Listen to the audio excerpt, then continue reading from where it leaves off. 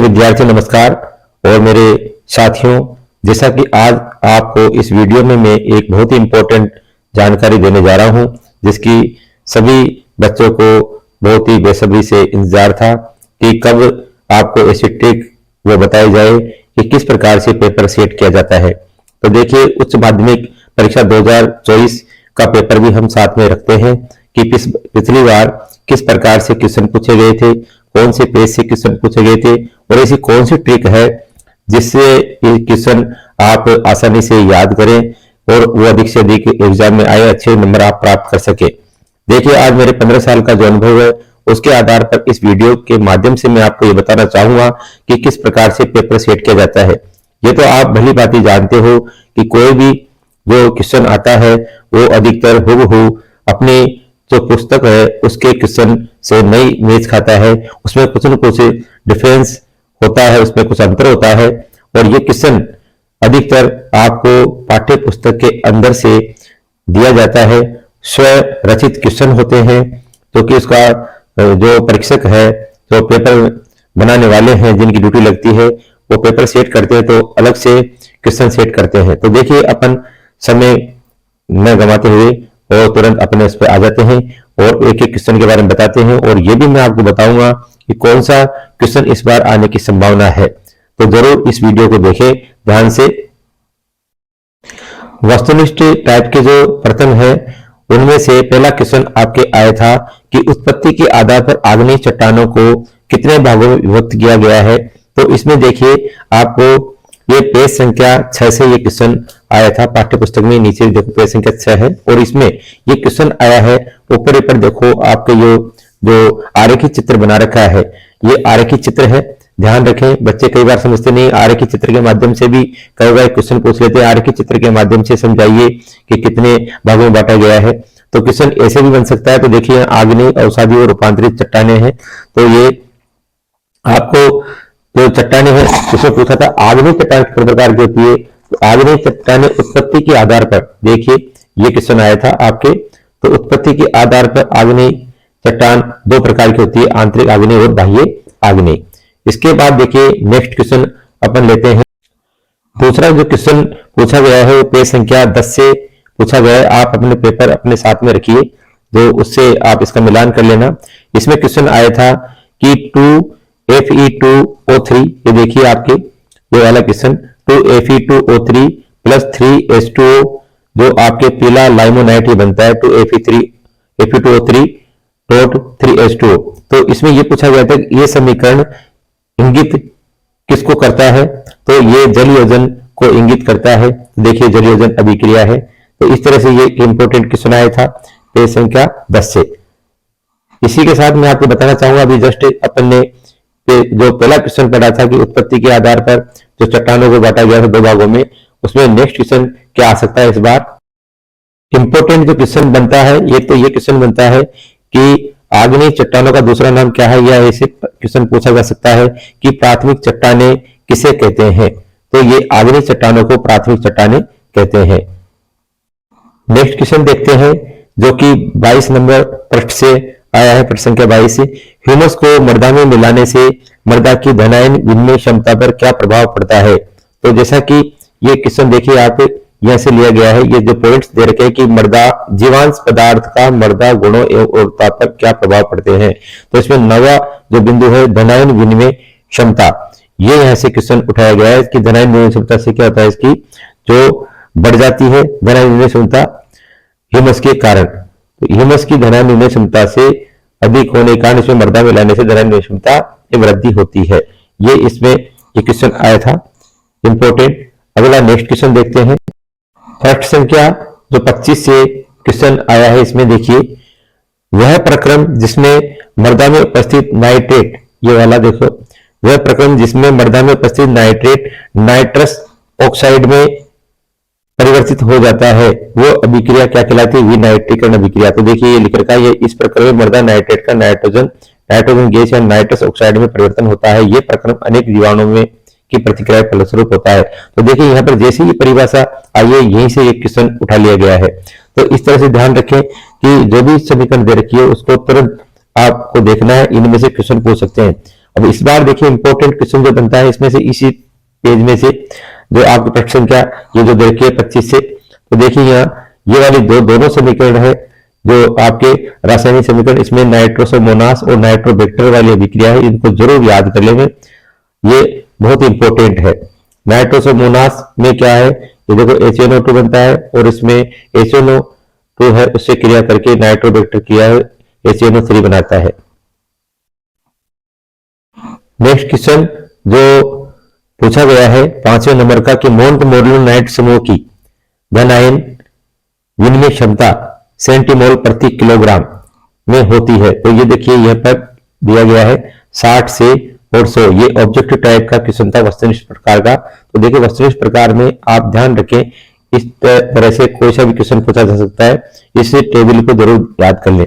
देखिए जो इंपॉर्टेंट बात यही है कि ऐसी टेबल है तो तुरंत मान लीजिए पेज पलटते हैं, एग्जामिनर पेपर बनाता है तो तुरंत यदि इसमें से भी क्वेश्चन बना सकता है। कोई भी सारणी यदि आती है, टेबल आती है, तो उसको जरूर अवश्य अवलोकन करें और उसमें से भी क्वेश्चन बनते हैं 100%। देखिए नेक्स्ट क्वेश्चन, छठा क्वेश्चन है कि इलाइट की धनायन विनिमय क्षमता सेंटीमोल प्रति किलोग्राम का औसत मान कितना होता है। एक तो ये भी ध्यान रखें कि किसी मृदा की धनायन विनिमय क्षमता को किसमें मापा जाता है, ये भी एक इंपॉर्टेंट क्वेश्चन बनता है। इस बार आपके आने की पूरी प्रबल संभावना है।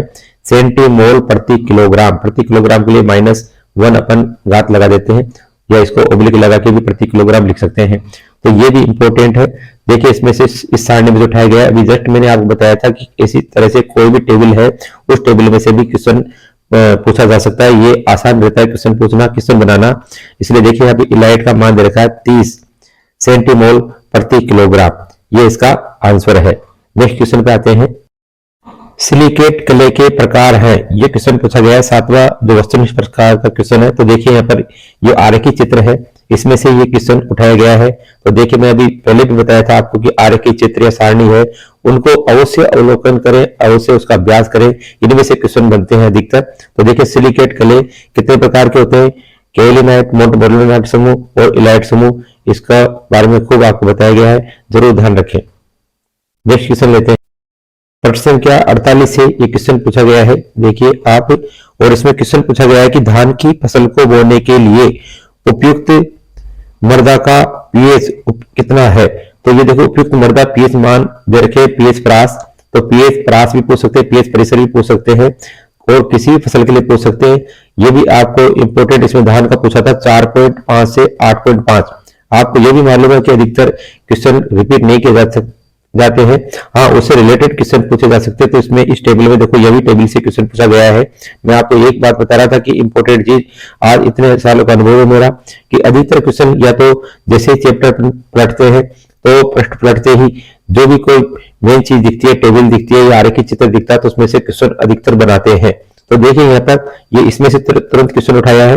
लेकिन एक इंपॉर्टेंट बात ध्यान रखें, इस बार परीक्षा में आने वाला जो क्वेश्चन बनता है वो गेहूं और जो इनमें से या मक्का है, मक्का का पीएच परिसर, ये आपको अवश्य ध्यान रखना है, या मूंगफली है इसका देख लेना, क्योंकि गेहूं जो है इनका सेम है 6 से 7.5।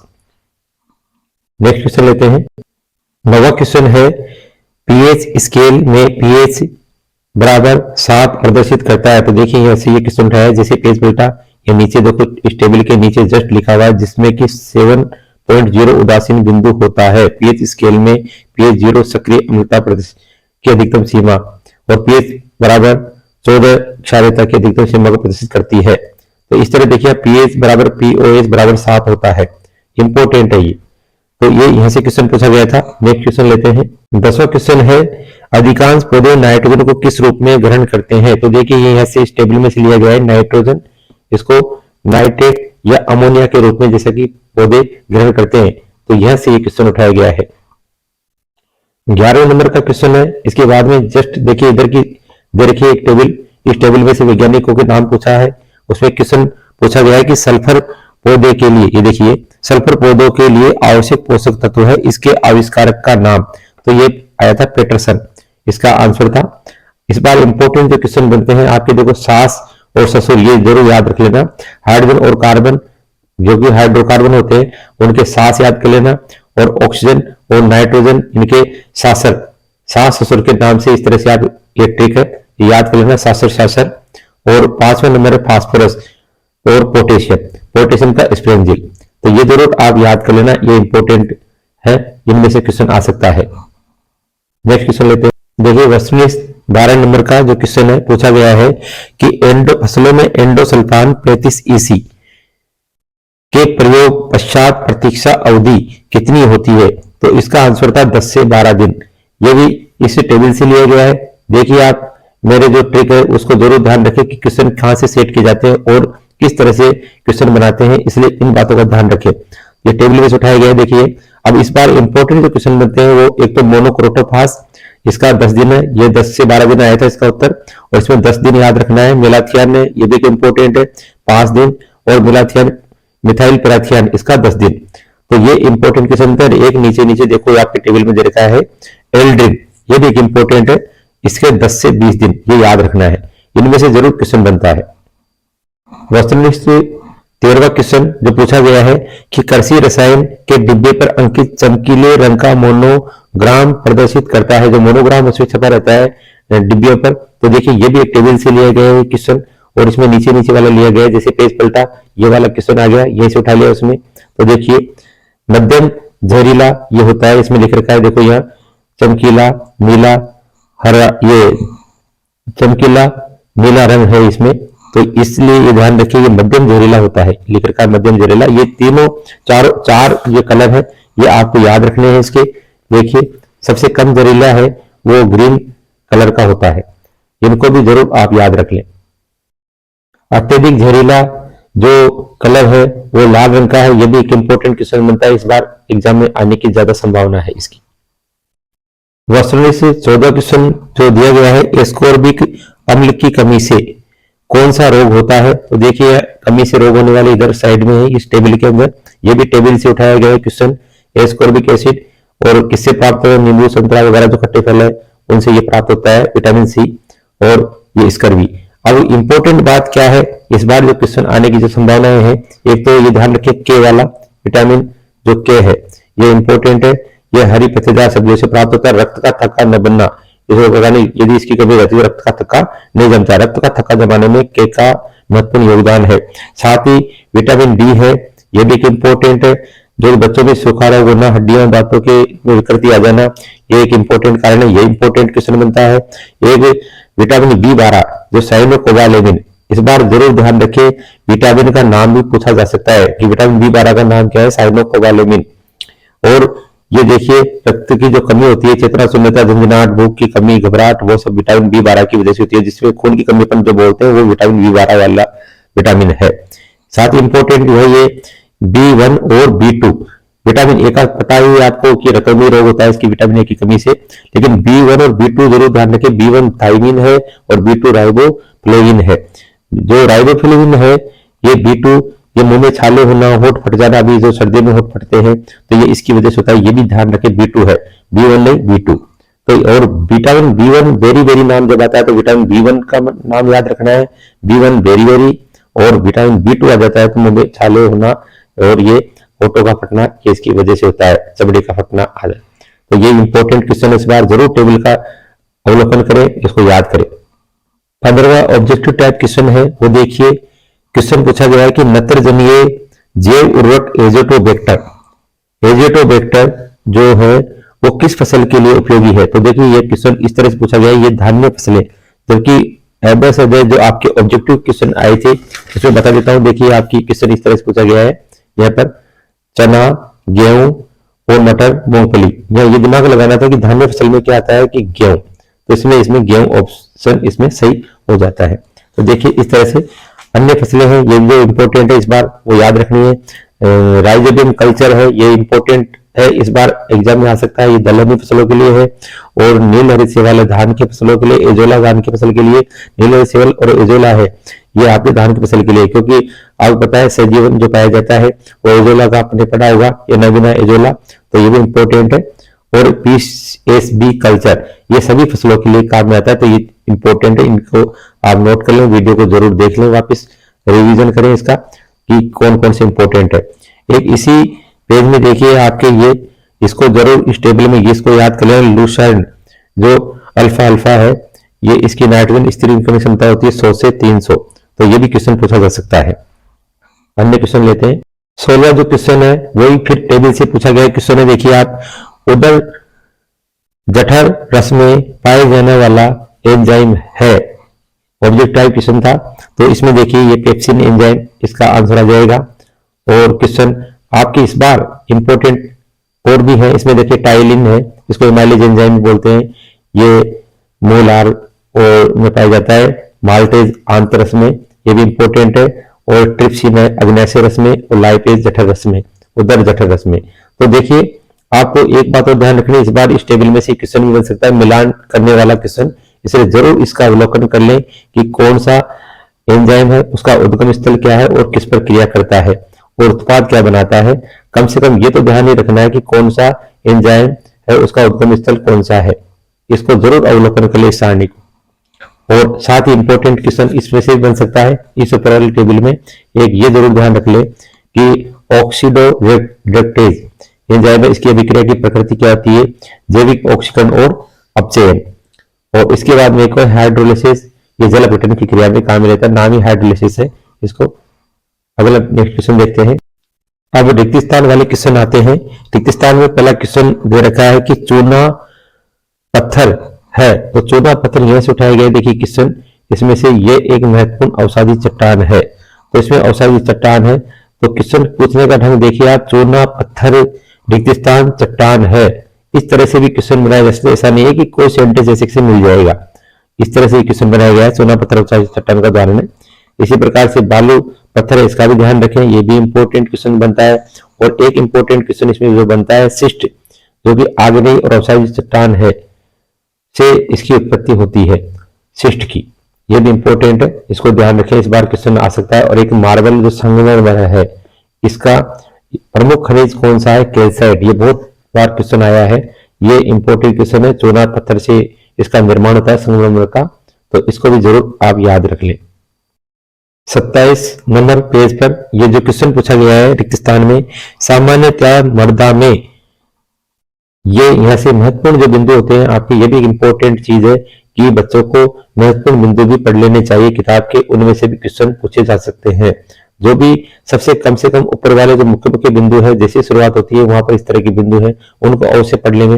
देखिए 0.1 से 5% जीवांश पदार्थ पाए जाते हैं, ये रिक्त स्थान वाला क्वेश्चन था। उसके बाद इंपॉर्टेंट जो क्वेश्चन बनता है, ये देखिए आपके ये वाला कि मृदा का कार्बन नाइट्रोजन अनुपात, रिक्त स्थान आ सकता है क्वेश्चन 10:1 से 12:1 होता है, अवश्य नोट कर लें। एक इंपॉर्टेंट क्वेश्चन इसमें यह बनता है, इसी पेज से देखिए, जीवाणु एजोटोबैक्टर प्रजाति के हैं, तो इसमें क्वेश्चन बन सकता है वात जीवी जीवाणु रिक्त स्थान एजेट प्रजाति के हैं, तो एजोटोबैक्टर वात जीवी, ध्यान रखना, जो एजोटोबैक्टर प्रजाति के होते हैं। और इसमें इसी वर्ग में एजोटोबैक्टर तथा विरेंजिकिया प्रमुख है। यदि अति लघुतार में क्वेश्चन पूछते हैं तो उसमें इसका नाम लिखना है आपको।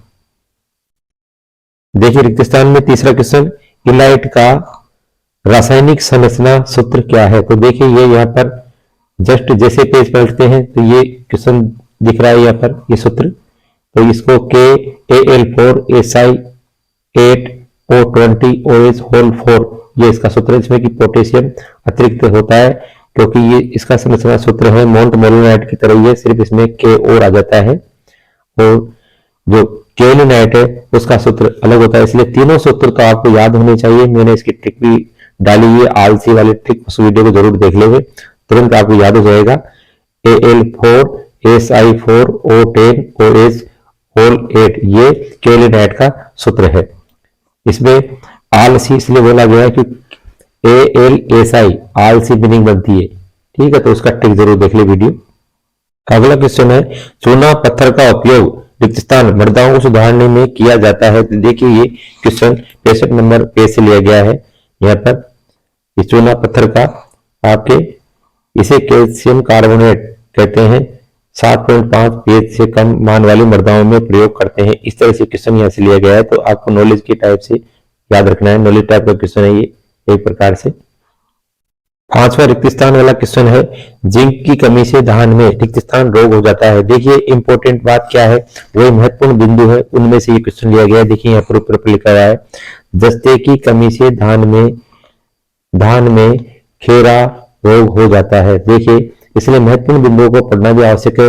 ये आप गारंटी के साथ मानिए कि जिसने महत्वपूर्ण बिंदु याद कर लिए, लगभग 10% क्वेश्चन अधिकतर महत्वपूर्ण बिंदुओं से भी बनते हैं।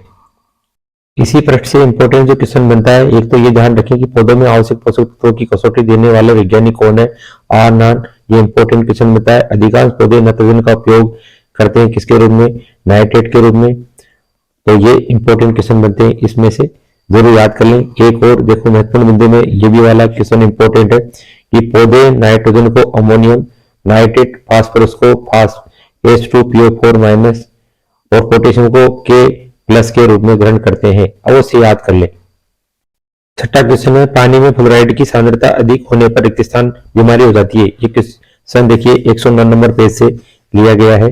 देखिए यहाँ पर 5 मिलीग्राम प्रति लीटर से अधिक फ्लोराइड सांद्रता होने पर फ्लोरोसिस नामक बीमारी हो जाती है।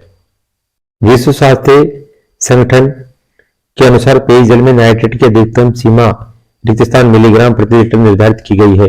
इसका आंसर देखिए पेज संख्या 110 पर दिया गया है। ये देखिए विश्व स्वास्थ्य संगठन, पेज के जस्ट ऊपर पृष्ठ के ऊपर दिया गया है विश्व स्वास्थ्य संगठन। तो यहाँ से क्वेश्चन उठा लिया गया। अधिकतर कई बार क्वेश्चन पृष्ठ जैसे खोलते हैं, यदि कोई ऐसी हेडिंग दिख जाती है तो ऊपर बोल्ड लेटर में कोई चीज दिख जाती है तो वहां से क्वेश्चन उठा लिया जाता है। तो ऊपर से उठाया, देखिए यहाँ पर ये मान दे रखा है, तो इस बात का भी ध्यान रखें। और इसी में एक क्वेश्चन और पूछा था लघुतरातु में, ब्लू बेबी जो सिंड्रोम है वो रोग होने का कारण, तो वो भी नाइट्रेट की अधिकता के कारण होता है, मेथमोग्लोबिया। इसके आगे अपन जिक्र करेंगे। नेक्स्ट क्वेश्चन है, पर्यावरण प्रदूषण प्रमुख रूप से प्रकृतिजन्य एवं रिक्त स्थान कारणों से होता है। ये देखिए आपके साथ साथ इसमें पेज संख्या 108 पर दे रखा है, ये हेडिंग ली गई है ऐसे, पर्यावरण प्रदूषण प्रमुख रूप से प्रकृतिजन्य एवं मानवजन्य कारणों से होता है। तो बच्चे ध्यान रखें, कोई भी चीज को पढ़े, किसी टॉपिक को पढ़े, जहां से पॉइंट शुरू होता है वहां पर अवश्य उसकी परिभाषा आदि को जरूर ढंग से देखें। क्वेश्चन रिक्त स्थान वाले यहीं से अधिकतर बनते हैं, तो इन बातों का ध्यान रखें। नवा क्वेश्चन है, ग्लूकोज का रासायनिक सूत्र होता है। पृष्ठ संख्या 129 से ये लिया गया है। देखिए यहाँ पर सर्वाधिक महत्व की शर्कराएं 6 कार्बन युक्त ग्लूकोज, फ्रक्टोज, गैलेक्टोज है, जिनका रासायनिक सूत्र C6H12O6। ये इंपॉर्टेंट क्वेश्चन है, चाहे फ्रक्टोज हो, चाहे गैलेक्टोज हो, चाहे ग्लूकोज हो। इस क्वेश्चन को भी पूछा जा सकता है, कैसे भी ऐसा भी क्वेश्चन पूछा जा सकता है कि गैलेक्टोज का सूत्र क्या है या फ्रक्टोज का सूत्र क्या है, तब भी यही सूत्र लिखना है। ये इंपॉर्टेंट है, इसको जरूर याद रखें। गाय के दूध में पीलापन होने का कारण रखा है। इस क्वेश्चन का जो आंसर देखिए 159 नंबर पेज पर है। देखिए दूध के भौतिक गुणों में ये आपके पूछे गए हैं, इसमें और भी क्वेश्चन पूछे गए थे, वो आगे अपन जिक्र करेंगे। दूध का रंग सफेद होने का कारण क्या है। देखिए आपके वो दूध का रंग सफेद होता है कैसिन के कारण, और दूध में पीलापन कैरोटीन के कारण होता है। दूध का स्वाद मीठा होता है, इसमें निश्चित। अब इंपॉर्टेंट क्वेश्चन जो इस बार अब बनेगा वो ये है कि दूध का उबाल बिंदु कितना होता है, 101 डिग्री सेल्सियस, जबकि पानी का 100 डिग्री सेल्सियस होता है, तो 101 ध्यान रखना है। और एक इंपॉर्टेंट ये भी क्वेश्चन बनता है कि दूध का जो पीएच मान वो कितना होता है, 6.4 से 6.7। रिक्त स्थान में भी क्वेश्चन पूछा जा सकता है और ऑब्जेक्ट टाइप का क्वेश्चन भी पूछा जा सकता है। इसी के साथ ये भी है कि मान की तरह दूध है, उसमें कितने % वसा होती है, वसा विहीन ठोस कितना होता है, तो 4 वसा और 8.5 वसा विहीन ठोस होता है, जिसको SNF बोलते हैं, सॉलिड नॉट फैट। तो ये भी ध्यान रखें। स्टैंडर्ड मिल्क का मान याद रखें, एक संपूर्ण दूध का भी ध्यान रखें। इसी पृष्ठ से इंपॉर्टेंट क्वेश्चन बनता है, एक तो दूध में अम्लता कितने प्रकार की होती है, 2 प्रकार की अम्लता होती है, तो प्राकृतिक और एक विकसित। ये भी एक क्वेश्चन इंपॉर्टेंट बनता है। प्राकृतिक अम्लता का कारण क्या है, ये भी क्वेश्चन बना जा सकता है। CO2, साइट्रेट्स, एल्बुमिन, कैसीन और फास्फेट इसके कारण होते हैं। ताजे दूध में ये 0.11 से 0.14% तक होती है। अब क्वेश्चन आते हैं एक शब्द या एक पंक्ति में लिखने वाले क्वेश्चन। देखिए पहला क्वेश्चन है, भास्मिक आग्नेय चट्टानों में सिलिका की प्रतिशत मात्रा कितनी होती है। ये पेज से जो आपके पृष्ठ संख्या 6 पर दे रखा है इसका आंसर। देखिए, बासमिक आग्नेय चट्टानों में इनमें सिलिका की मात्रा 45 से 55% तक पाई जाती है। इसलिए इन तीनों की आपको जानकारी होनी चाहिए। तो अम्लीय आग्नेय चट्टान में 65 से 85, माध्यमिक में 55 से 65 और बासमिक में 45 से 55। तो ये तीनों का याद रखना है। छोटा क्वेश्चन भी आ सकता है इस बार अति लघुतरात्मक वाला। तो लघुतरात्मक अति लघुतरात्मक क्वेश्चन में पूछा जा सकता है इनकी मात्रा के बारे में। दूसरा इसमें इंपॉर्टेंट जो क्वेश्चन में अभी पहले ही बताया था आपको कि एक तो प्राथमिक आग्नेय चट्टानों को प्राथमिक चट्टानें भी कहते हैं। दूसरा, आग्नेय चट्टानें दो प्रकार की जो होती है, आंतरिक आग्नेय और बाह्य आग्नेय। इसमें एक और ध्यान रखें, आंतरिक आग्नेय में ग्रेनाइट का उदाहरण याद रख लें और बाह्य आग्नेय में आप बेसाल्ट का जरूर याद रखें। एक एक उदाहरण कम से कम आपको याद रखना है। दूसरा क्वेश्चन है, मृदा कोलॉइड किसे कहते हैं?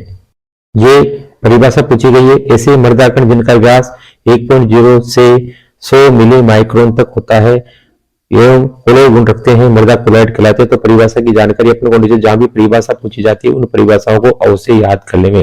अब की बार इनमें से क्वेश्चन पूछा जा सकता है, जैसे टिंडल प्रभाव है, विषमांगता है, विसरण है। इनमें से एक क्वेश्चन ये पूछा जा सकता है, कोलॉइड के कोई से भी दो गुण बताइए।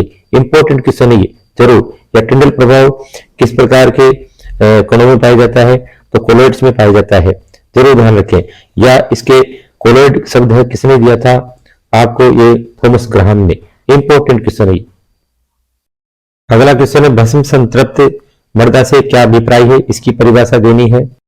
पृष्ठ संख्या 42 से ये क्वेश्चन लिया गया है। देखिए यहाँ पर तो पाठ है अपना, उसके चैप्टर के लास्ट में ये जो आपके दे रखा है आयन विनिमय के महत्व के ऊपर, वे मृदा जिनमें कोलॉइडी संकीर्ण विनिमय कैल्शियम आयन से परिपूर्ण होते हैं भस्म संतृप्त मृदा कहलाती है। यह से क्वेश्चन उठाया गया है। इंपॉर्टेंट क्वेश्चन बनता है, जिस तत्व पर विद्युत आवेश होता है रिक्त स्थान कहते हैं। ये बार की इंपॉर्टेंट क्वेश्चन है, उसको आयन बोलते हैं, आयन कहते हैं। मृदा अम्लता के प्रकार लिखिए। ये क्वेश्चन पृष्ठ संख्या 52 से लिया गया है। मृदा अम्लता के प्रकार में देखिए यहाँ पर लिख रखा है मृदा अम्लता के प्रकार। तो पॉइंट्स आपको याद करने होते हैं, सक्रिय अम्लता और विनिमय अम्लता। इसमें अधिकतर बच्चे क्या गलती कर देते हैं, सक्रिय और निष्क्रिय कर देते हैं, तो वो गलत हो जाता है। तो सक्रिय के साथ विनिमय अम्लता। अब की बार क्वेश्चन भी पूछा जा सकता है, विनिमय अम्लता किसे कहते हैं या सक्रिय अम्लता किसे कहते हैं? डायरेक्ट परिभाषा पूछी जा सकती है। इंपॉर्टेंट है, ध्यान रखें। सक्रिय अम्लता हाइड्रोजन आयन के कारण उत्पन्न अम्लता है, उसको सक्रिय अम्लता कहते हैं। ये इंपॉर्टेंट है। पौधों में पोटेशियम पोषक तत्व का कोई एक कार्य लिखिए। आपको कम से कम दो कार्य तो याद रखनी है और अधिक से अधिक 4-5 तो कार्य याद कर लो तो बहुत ही अच्छा रहेगा। ये इंपॉर्टेंट है। पृष्ठ संख्या 79 से ये क्वेश्चन लिया गया है। देखिए यहाँ पर पौधों के कार्य, ये पोटेशियम लिख रखा है, पोटेशियम के प्लस आयन के रूप में लेते हैं और इसकी मात्रा 1.0 से 1.4 तक होती है पौधों में, ये भी याद रखें। इसमें देखो इतने इंपॉर्टेंट कार्य हैं। जरूर एक बात ध्यान रखें बच्चों, NPK नाइट्रोजन, फास्फोरस और पोटेशियम, ये तीनों दोनों पेजों में पृष्ठ संख्या है आपके 78 और 79, 73 और 79 इंपॉर्टेंट पृष्ठ है।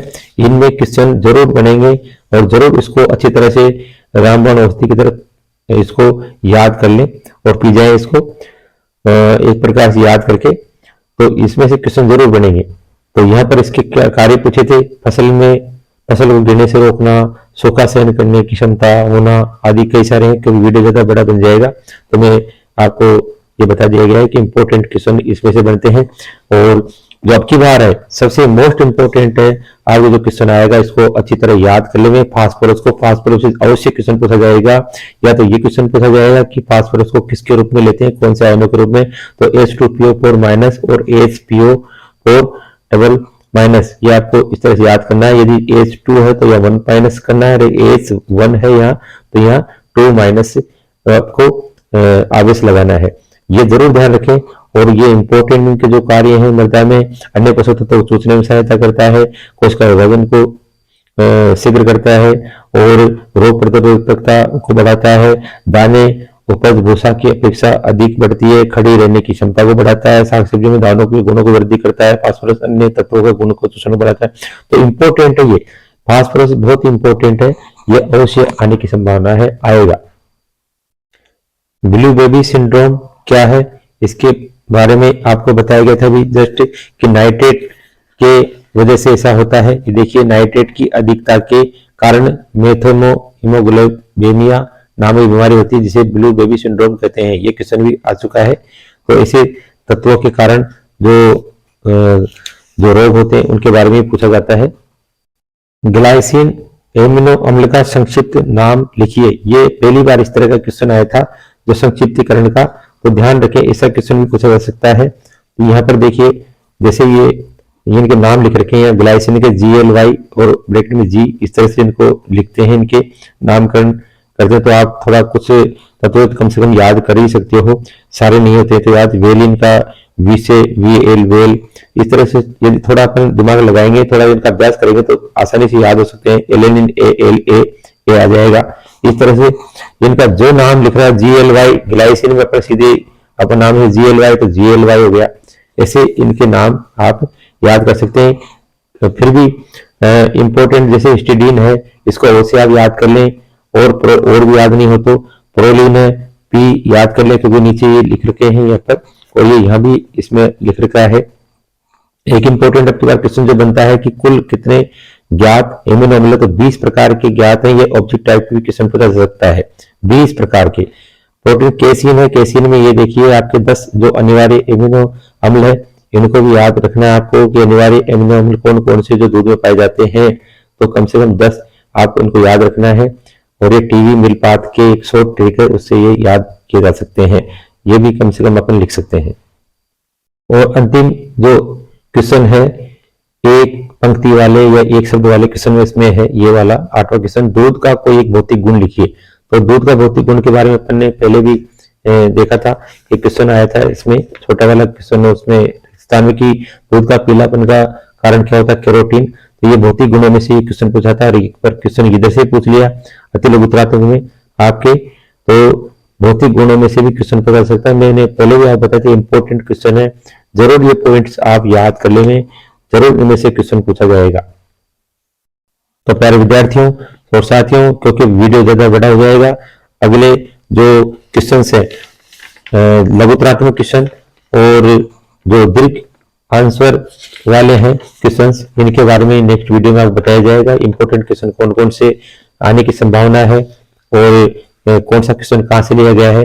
तो इसी तरह से वीडियो को यानी आराम से आप अच्छी तरह देखें और इसको बार बार देख करके अभ्यास करें कि कौन कौन से जो क्वेश्चन आपके आने की संभावना, अपने साथियों को बताएं और वीडियो को लाइक करें और सब्सक्राइब करें। बहुत बहुत धन्यवाद।